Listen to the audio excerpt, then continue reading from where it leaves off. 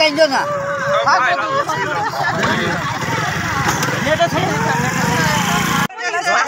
বেশি মাথা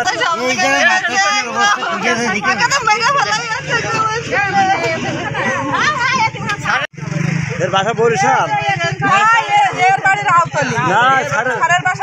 তুমি কোথায় থাকো?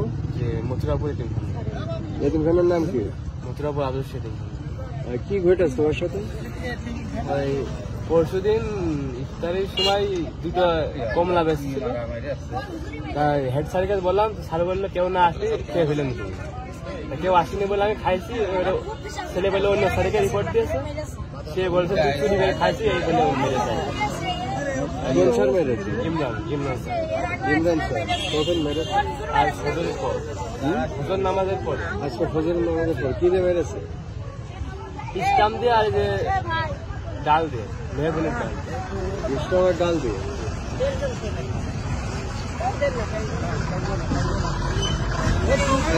নিয়ে যাও